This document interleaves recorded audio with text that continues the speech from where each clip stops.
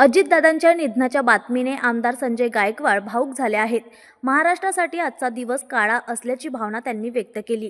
अजितदादा हे केवळ राजकीय नेते नव्हते, तर जनतेशी थेट नातं जपणारे नेतृत्व होते, असे गायकवाड म्हणाले. त्यांच्या जाण्याने राज्याच्या राजकारणात मोठी पोकळी निर्माण झाली असून ही हानी कधीही भरून निघू शकणार नाही, अशा शब्दात त्यांनी शोक व्यक्त करत भावपूर्ण श्रद्धांजली अर्पण केली.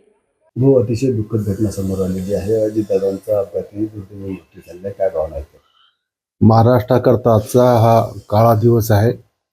महाराष्ट्रातल्या सामाजिक आणि राजकीय क्षितिजावर चमकणारा हा एक अनमोल तारा आज या ठिकाणी काळाच्या पडद्याआड निघून गेलेला आहे. खरं तर अजितदादासारखा निर्भीड, प्रशासनावर अशी पकड असणारा आणि हसतमुख चेहरा आणि कधीही कोणाला न धोका देणारा, प्रशासनामध्ये जागरूकपणे काम करणारा, अतिशय प्रभावीपणे काम. सकाळी त्यांचं दिनचर्या सकाळी 5 वाजेपासून सुरू व्हायची आणि रात्री कधी त्याचा वेळ नसायचा. आणि त्यांच्यासोबत मला काम करायची संधी मिळाली, त्यांच्यासोबत प्रवासाची संधी मिळाली अनेक बैठकांमध्ये, अधिवेशनामध्ये. तर मला वाटतं की अजितदादांची ही उणीव येणाऱ्या काळात कधीच भरू शकणार नाही. अजितदादासारखा नेता पुन्हा या महाराष्ट्रात जन्मास देखील येणार नाही.